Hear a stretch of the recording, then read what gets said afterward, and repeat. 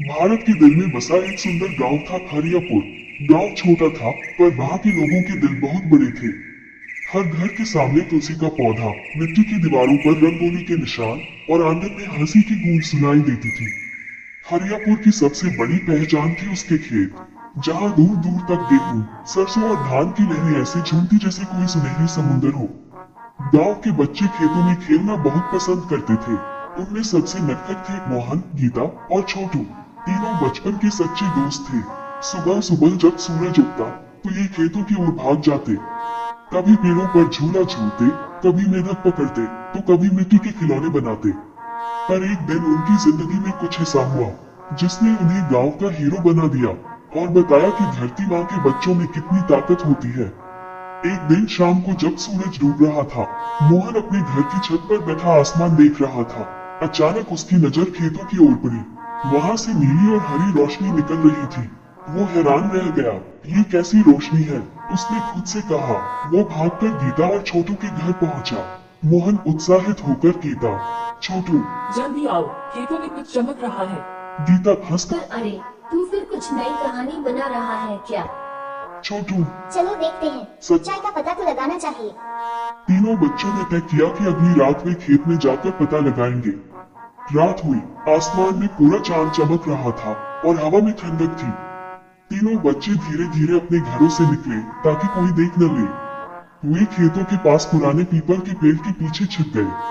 कुछ देर तक सन्नाटा रहा, फिर अचानक खेतों में छोटे छोटे चमकते पंखों वाली परियां उतरने लगी।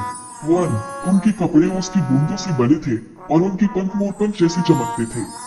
वे हवा में उड़ते हुए गेहूं की बालियों को छू रही थी और जैसे ही छूती पौधे और भी हरे हो जाते। परियां एक गीत गा रही थी।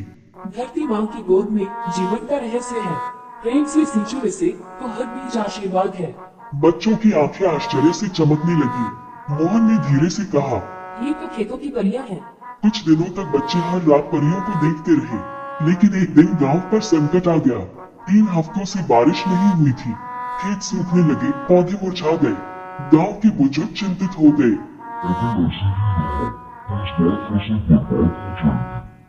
मोहन को तुरंत परियों की याद आई। वो बोला, परियां तो खेतों की रक्षा करती हैं, शायद वे हमारी मदद कर सके। उस रात बच्चे फिर से खेत में पहुंचे, पर इस बार खेत अंधेरे में डूबे थे। न कोई रोशनी, न कोई दाना। अचानक एक काली छाया उभरी। वो था सूखा दानव। उसका शरीर धुएं जैसा था और आंखें अंगारों की तरह जल रही थी। दानव गर्जना करते हुए, मैं सूखा हूँ, मैं सब पानी पी जाऊंगा, इस नाव में कोई हरा पत्ता नहीं बचेगा। बच्चे कांप गए, लेकिन मोहन ने हिम्मत जुटाई। मोहन, तू धरती का दुश्मन है, हम तुझे जीतने नहीं देंगे। दानव हंसकर, तुम छोटे बच्चे, मुझसे लड़ोगे? मोहन ने अपने दोस्तों से कहा। जल्दी, हमें तालाब से पानी लाना होगा। तीनों बच्चे बाल्टियां लेकर तालाब की ओर दौड़े। रात के अंधेरे में उनके पैर कीचड़ में फंस रहे थे, पर उन्होंने हार नहीं मानी। उन्होंने खेतों में पानी डाला। गीता ने मिट्टी को हाथों से सींचा और छोटू ने पेड़ों से पत्ते तोड़कर पौधों को ढक दिया ताकि वे ठंडे रहें। उनके दिलों में बस एक ही बात थी, हम अपनी धरती माँ को बचाएंगे। उनकी मेहनत देखकर आसमान में बादल घिरने लगे, बिजली चमकी और फिर बारिश शुरू हो गई। पानी की बूंदें जब मिट्टी से टकराई तो खेत से फिर वही नीली रोशनी निकली। परियां लौट आई थी। मुख्य परी, मोहन, गीता, छोटू, तुमने धरती माँ की रक्षा की, अब हम तुम्हारी मदद करेंगे। परियों ने अपने पंख फैलाए और खेतों पर जादुई चमक बिखेरी। देखते ही देखते सूखा दानव मिट्टी में समा गया। बारिश के बाद खेत चिलमिलाने लगे। गांव के हर कोने में खुशबू फैल गई। परियां बच्चों के सामने आई। मुख्य परी मुस्कुराकर, हम धरती की रखवाली करती हैं। आज तुम तीनों ने दिखाया कि इंसान भी धरती की रक्षा कर सकता है, इसलिए हम तुम्हें वरदान देते हैं। वो बोली। जहाँ जहाँ तुम खेत में मेहनत करोगे, वहाँ फसल दोगुनी होगी। गीता ने पूछा, क्या अब आप हमेशा रहेंगी? परी मुस्कुराकर, जब तक बच्चे धरती से प्यार करेंगे, हम हमेशा पास रहेंगे। इसके बाद परियां नीली रोशनी में बदलकर आसमान में खो गई। सुबह जब गांव के लोग उठे तो उन्होंने देखा खेतों में हरियाली लौट आई थी। गांव में फिर से मुस्कान फैल गई। बुजुर्ग बोले, ये तो परियों का चमत्कार है। पर मोहन, गीता और छोटू जानते थे कि ये उनकी मेहनत और सच्चे दिल की जीत थी।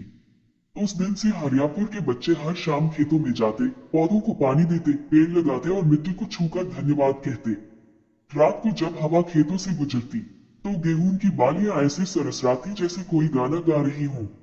धरती माँ को प्यार दो, बीज में विश्वास भरो, फसल में जीवन की खुशबू, खेतों को आशीर्वाद दो। कई साल बीत गए, मोहन अब एक बड़ा किसान बन गया था। गीता गांव की स्कूल शिक्षिका और छोटू पानी बचाने वाला इंजीनियर, तीनों ने मिलकर धरती रक्षा अभियान शुरू किया, जिससे गांव में हर घर पेड़ लगाता, हर खेत में पानी बचाया जाता। लोग कहते, ये तीनों बच्चे तो धरती के सच्चे रक्षक हैं।